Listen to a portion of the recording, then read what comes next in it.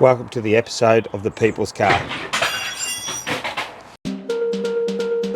Just a few more dollars for my car, for my bike, for everything. Just a few more dollars.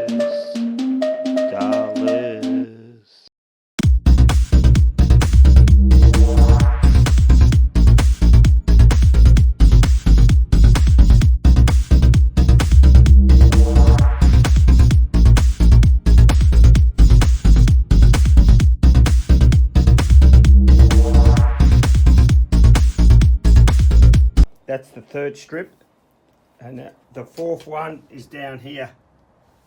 As you can see on the time lapse, it goes pretty quick, but all the work is in the prep, of course. I'll show you the welds.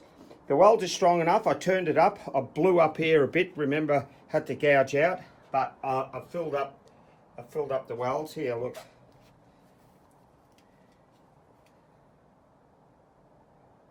As long as you have it hot enough. It doesn't matter what the welds look like, really. Here, look. Doesn't really matter what they look like. We had a lot of epoxy under there. You put weld through zinc and weld through primer or weld through stuff there, right?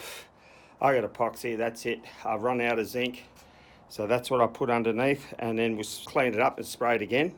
So it's turned out all right. Now I just got to do the front. Let's call it the smile. That's where it is.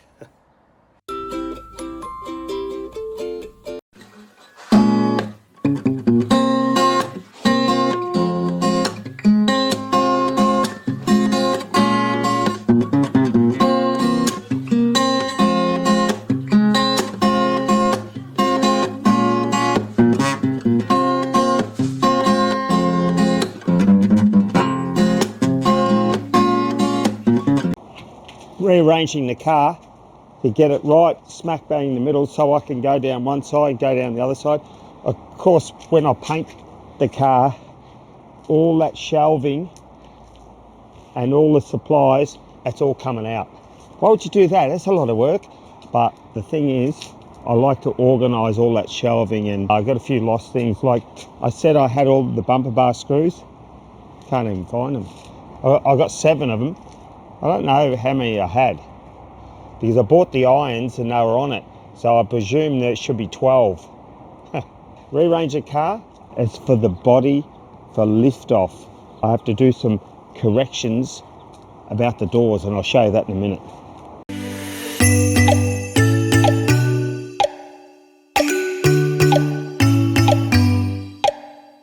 This is probably the biggest problem. And I haven't had this problem before with the car.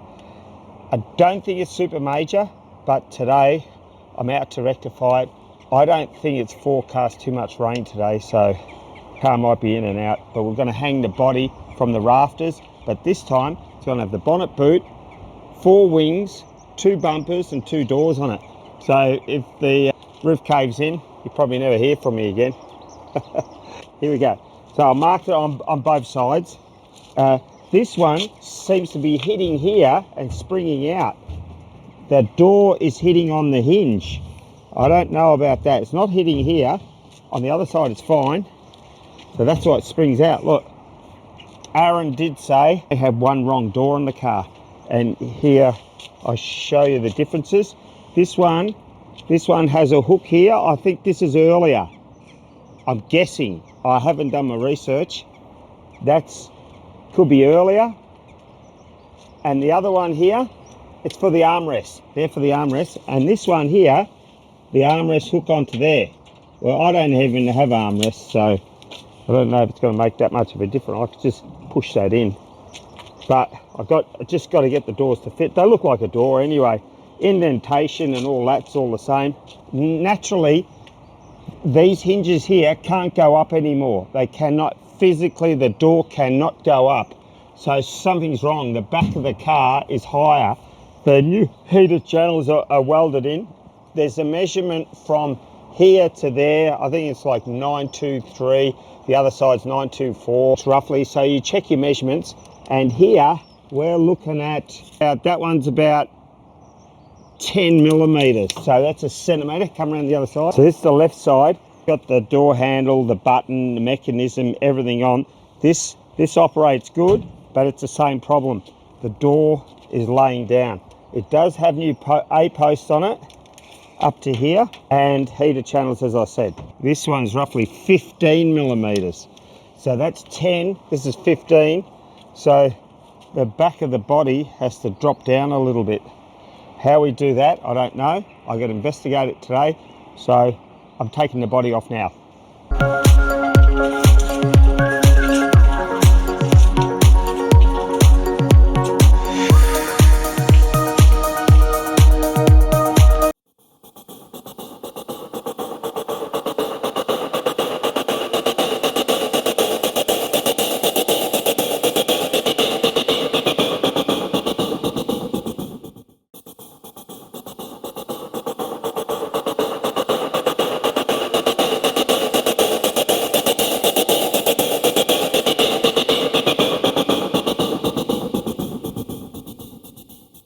Sipping a latte down the street.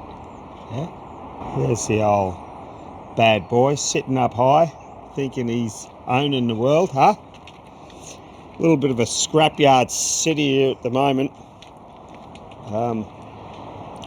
Gave the rear of the body a tweak down by warming up the heat exchangers and knocking them with a pointy hammer underneath, and it's come down 10 mil. It's actually come down 10 mil. Plus, I'm not going to do any more like that. What I'm going to do, make the doors and the hinges to suit the body. It all lines up in the chassis perfect. 32 bolts, to be honest. Sipping a latte, huh?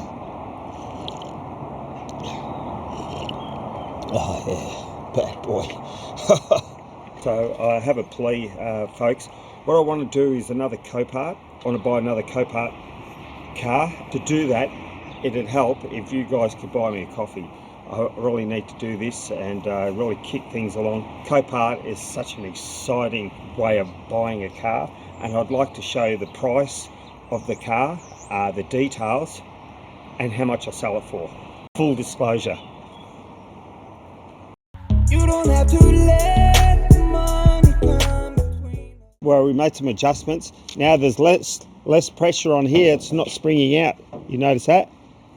So here we got the reference mark. This is almost spot on now. So I made the adjustments through the heater channels, and that door fits way better. I don't know why. As you can see, this side here, this is the one, this is 15 mil. Now it's about 5. Look, you go like that. The adjustments are great. I do a couple more tweaking, but I know this is not on the chassis, but when it was off the chassis as well, it was way out. So this is a good indicator that we've really improved it.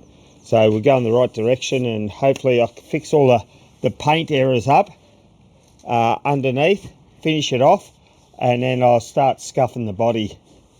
I'm ready for that sort of, just check for the neighbour. He's always watching me. He supplied all the wood. Isn't he a good bloke? That's why I'm checking out for him. These blocks of wood, all from the neighbour Dave. Hey? No, neighbour Dave. Everything that's within your grasp, you gotta take it, you gotta go hard and just dig deeper inside you to find that method, that mode that wants that hunger to survive, just to ride the grind and take it the way you gotta take it and never stop. I'll talk about the people's car, how it all started. Now, of course, this is all derived from Germany. What the idea was from the German government at the time was they built the Autobahnen in the 20s, and they run the highways. See, this is what vision does to a country. See, there was only 1 in 50 people in Germany who had a car. The government decided, right, if we will help you buy a car and we will make the car, so they decide we want a car for the people.